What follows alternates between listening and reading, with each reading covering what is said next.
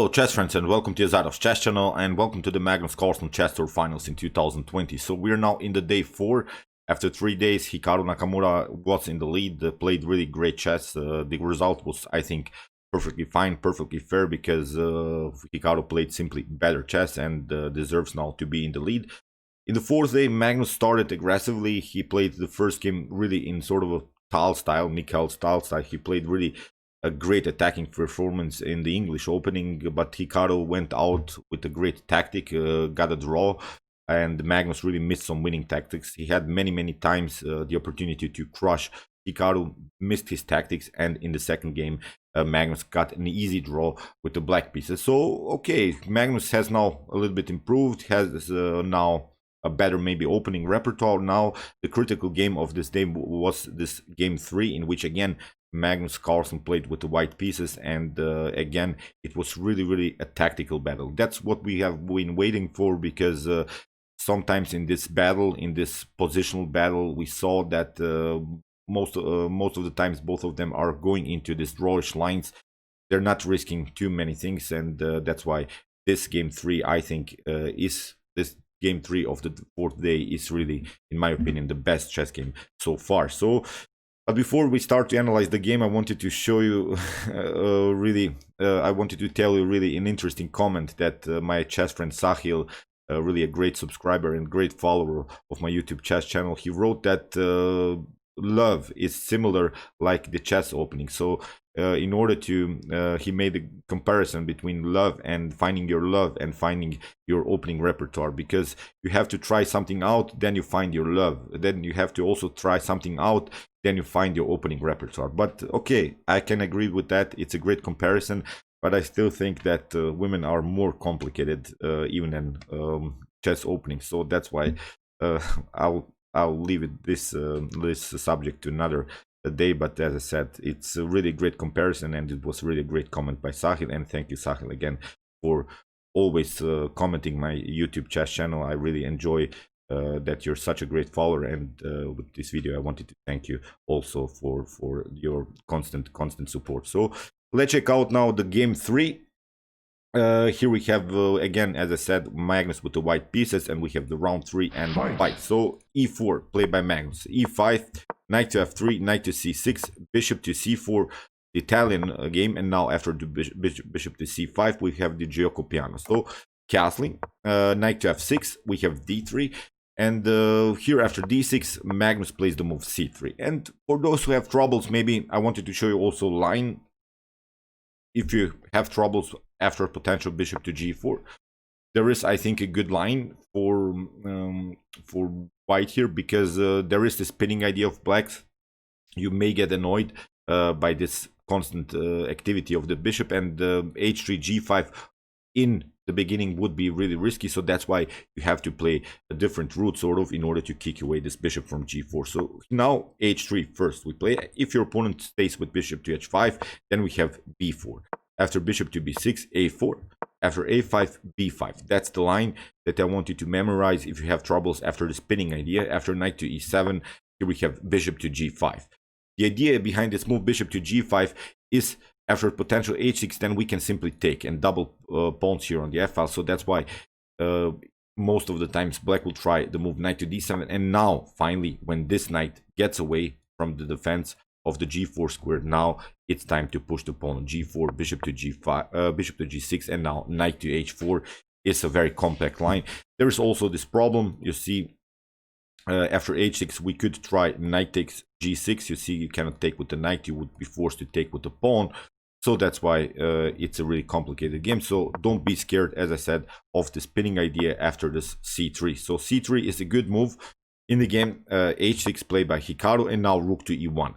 This move is very important because in this static center setups, we have now the static center. It means we have this type of pawn structure. I always repeat that, but I'll again repeat the strategies about these types of pawn structures are, of course, that we want to create outposts on these 4 squares. From white's perspective, of course, on d5 and f5. From black's perspective, on d4 and f4. So this rook to e1 is a natural idea to play knight to d2, knight to f1, knight to g3, knight to f5. This is the route of the knight also we can go maybe through e3 and also occupy maybe the d5 square. So this is the normal theory.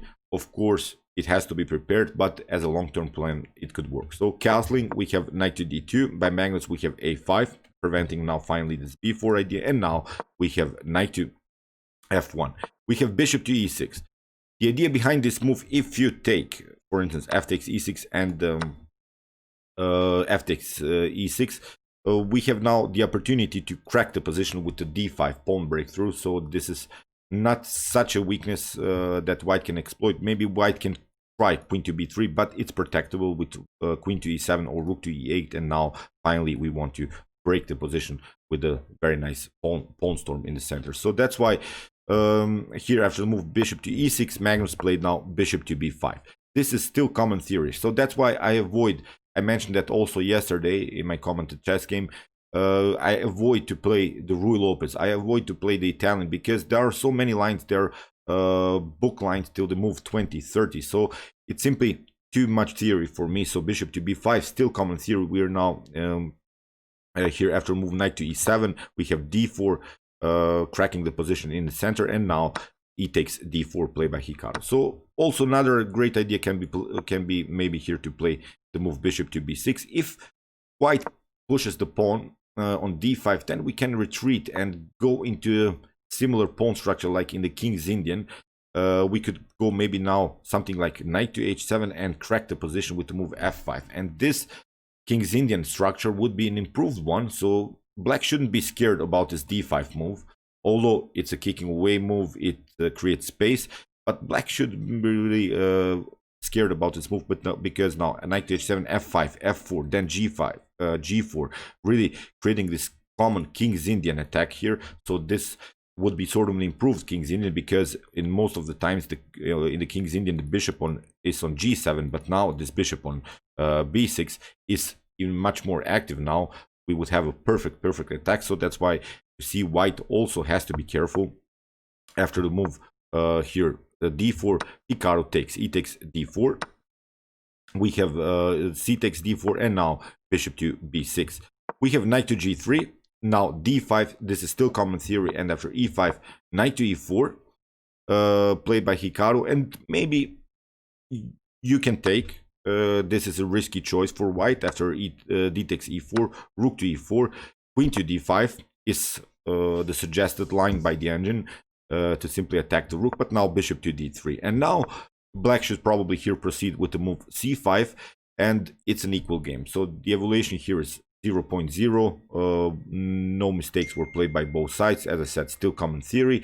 But there is really a great tactical line. Bishop to h6. I've analyzed this move. I wanted to see what will happen if we, for instance, sacrifice, because we have the rook lift, and when I create the rook lift for myself in an open game like this, I want always to see possible sacrifices. G takes h6, rook to h4 is a good idea here. King to g7, and now queen to d2. Black can protect with rook to h8, and now queen to f4. But still, black can protect, I think, with rook to g8 everything. Queen to f6 doesn't bring you so much as the king can escape. But maybe this is a good setup. Although we have sacrificed the piece, we could go now maybe with rook to d1, trying to get something on the d file. So as I said, I really wanted to see this tactical line in the game. Magnus didn't take the knight on e4. He played bishop to d3. Here knight takes g3. We have h takes g3, and now a4. This was a slight inaccuracy here by Hikaru.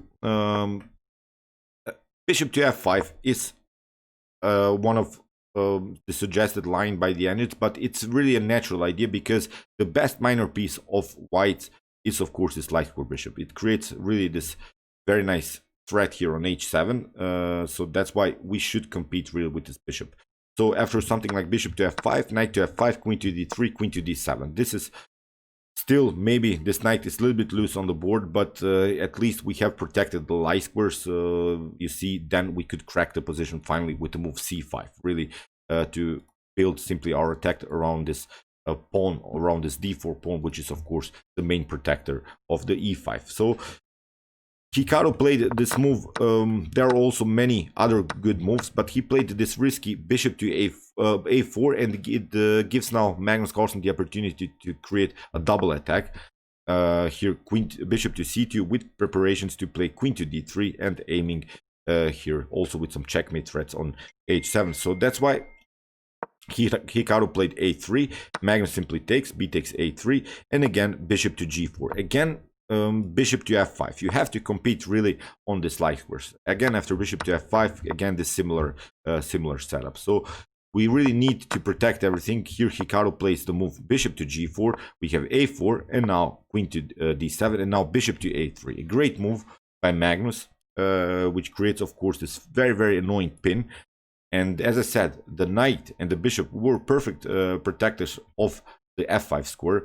Now Hikaru played rook to e8, and now after bishop takes e7, queen to e7, queen to d3, we have now the perfect bishop and queen battery on light squares. And now Hikaru really has to lock the light squares with the g6 move. We have knight to h4. Very, very nice move here by Magnus. Now there is also this tactical threat on g6.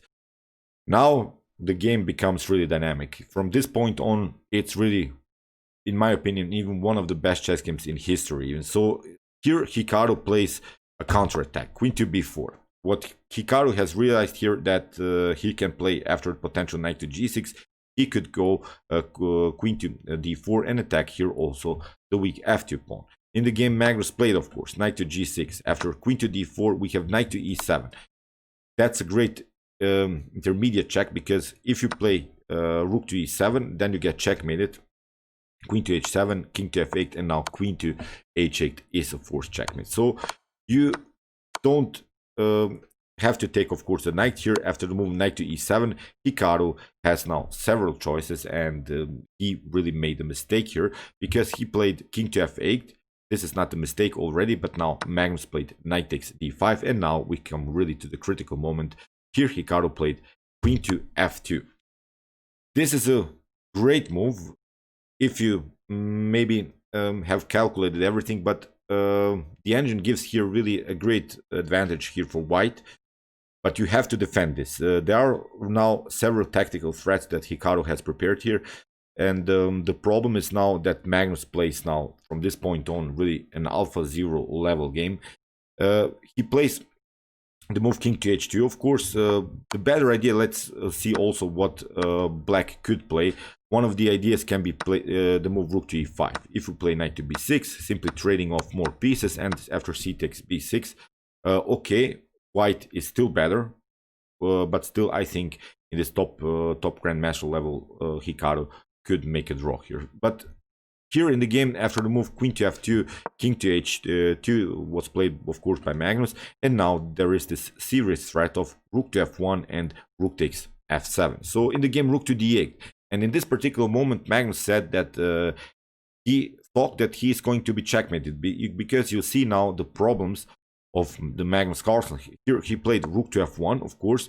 Let's see now possible continuations if you retreat. This wasn't played in the game, but after bishop to c5, queen to c5, we have now a great tactical shot, rook to f7. After king to f7, we have queen to g6. Now, after king to f8, we have rook to f1, again creating this very dangerous check. You have to bring the queen in between. Rook takes f2, bishop to f2, and now queen to f6, king to g8, and now here we can try again some checks, and we can also take this bishop or this bishop, but in this simplified line, as I said, white is simply better. So that's why here after the move rook to f1, Hikaru played really brutal counterattack, and if you don't react here correctly, it's a winning game, or it's a draw here, because here Hikaru played rook takes e5. What the idea behind this move about this queen sacrifice, a great queen sacrifice, is after rook to f2 and rook takes d5. If you play something like queen to f1 in order to protect your rook, there is now this tactical threat of rook to h5. So there is only one move which can help you out, and here you should really pause the video and try to find now the tactical shot that Magnus Carlsen saw. And it's really a complex game. You see, this threat of rook to h5 shouldn't be underestimated. It's really a great tactic, because this bishop is aiming dangerously here on g2 and g1 and f2. So you have to be fast here. So I hope you can spot this tactic, because Magnus Carlsen, of course, saw rook takes f7. Again, the similar tactical shot. So if you try, for instance, rook takes d5, the problem is now your rook is hanging. You have to go somewhere with your rook, and again, this idea rook to h5 isn't working. You would be forced to play something like king to g1, or maybe here escaping with the rook. But as I said, this is really a serious threat. If you don't react correctly, then you get even checkmated with rook to h5. So that's why Magnus saw the only move, really the only move that works here, and it's the only winning move for white. It's rook takes f7. King to e8 was played. If you try to take king takes f7, then you get rook to f1, then you get another check. Queen to g6, you see it's a double attack on the bishop, so you have to cover with the bishop.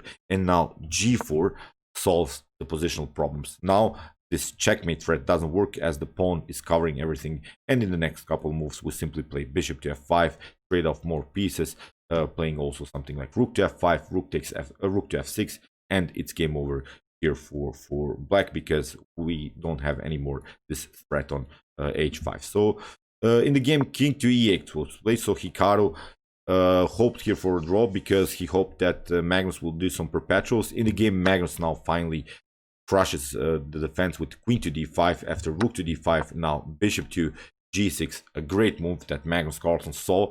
Now he's covering, of course, the square h5. Such a great tactical battle this was.